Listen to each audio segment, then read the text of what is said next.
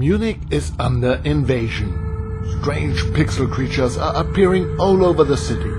But why? The invasion first began in France. The creator behind it is the street artist Invader. Like many street artists, not much is known about him. He is believed to have been born in 1969 and to have studied at the École Nationale Supérieure de Beaux-Arts de Paris and the Sorbonne. He is also said to be the cousin of street artist Thierry Getter and appeared in the Banksy mockumentary Exit Through the Gift Shop. In 1998, Invader began attaching pixelated figures inspired by the arcade game Space Invaders to buildings in Paris using ceramic kitchen tiles. From there, the invasion spread, first across France, then around the world. Today, his work can be found everywhere from Los Angeles to Tokyo, from Bangkok to Basel. And since 2023, the Invaders have also landed in Munich. There are 18 Invaders hidden across the city, and I filmed them all. Just outside Nymphenburg Palace, on the Ludwig Ferdinand Bridge, I found the first Invader. Hidden in the middle of a bridge pier on a busy road, it's easy to overlook. At first glance, it almost looks like a coat of arms. But it's actually tiny aliens. If you follow the Nymphenburg Canal for a bit and then turn slightly to the right, you'll come across an old tram shelter. In the past, tram and bus passengers could wait here protected from the rain while waiting for their connection. Today the building houses a small cafe and kiosk. Apparently one of the Invaders decided to take a little break here too. Or is this actually a little shop of horrors? Either way, the guests didn't seem too bothered and were happily enjoying the sun and their coffee. So behind me is the Lindwurmstüberl, and even there's an Invader there up in the corner. And the Lindwurmstüberl is quite interesting because it's one of the last buildings that is like a post-war building, only one story high. And let's have a look there. After the war, many destroyed buildings in Munich were replaced with simple single-story structures. They were built quickly and cheaply during a time of shortages and were probably never intended to last for decades. As Munich recovered economically, most of these post-war buildings disappeared again. Today, only very few examples from the late 1940s and early 1950s still survive. The Lindwurmstüberl, however, remains. Rumor has it that the former Bavarian Minister-President Franz Josef Strauß personally intervened to prevent its demolition. Even today, the Lindwurmstüberl is still appreciated for its down-to-earth Bavarian cuisine.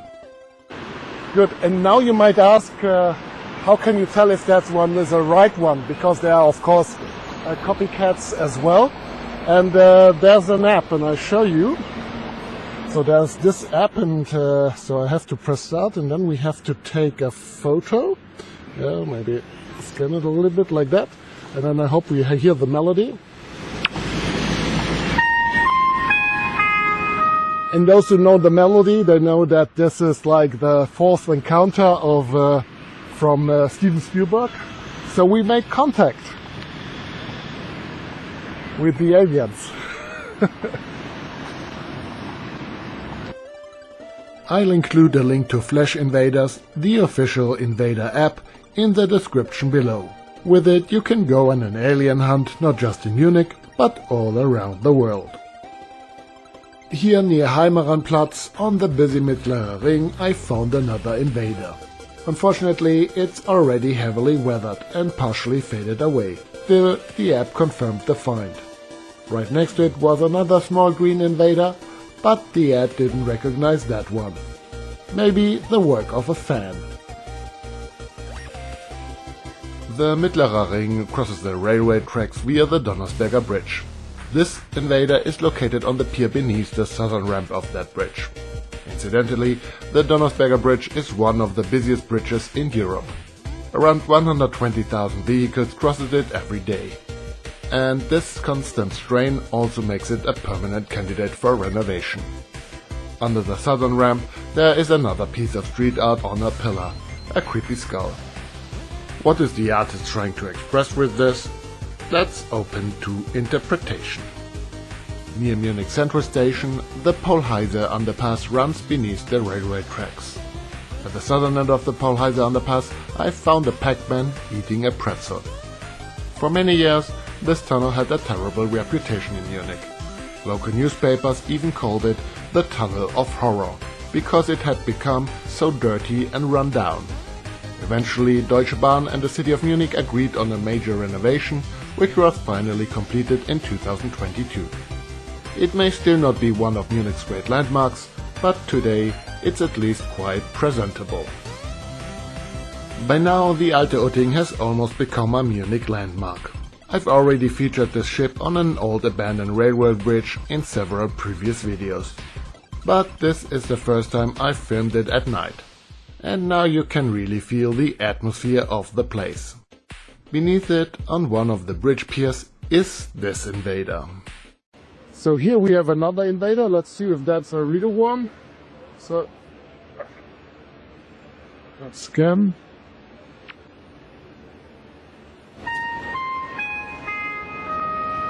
Okay, seems to be a real one. Wait, another one. Hello? Do you have problems with your connectivity? Hello?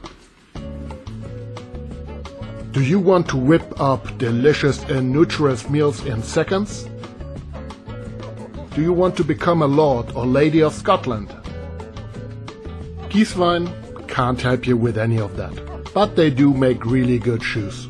Lightweight, breathable, made from merino wool by a small family-run business in Tyrol. No magic, no titles. But for long hikes I need comfortable shoes, and they actually deliver.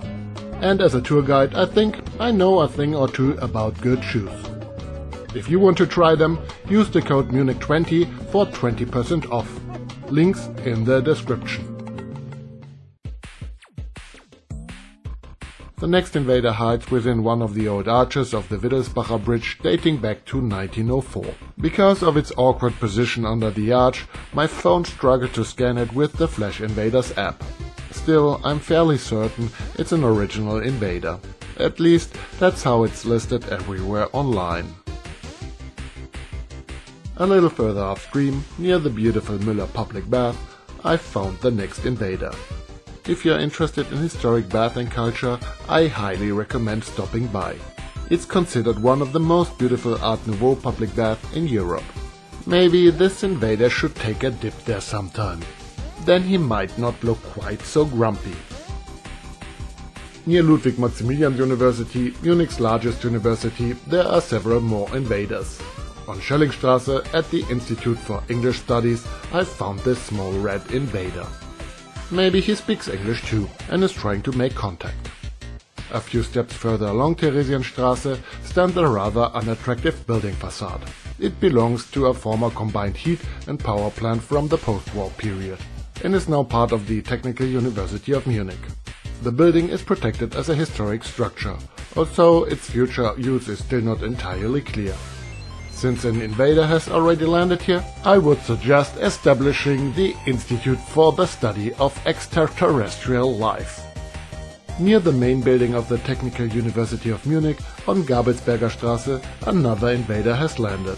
Since this is one of Germany's most prestigious technical universities, maybe the alien community feels especially welcome here. At least this one seems to have fully assimilated. He's already bringing his friends for beers.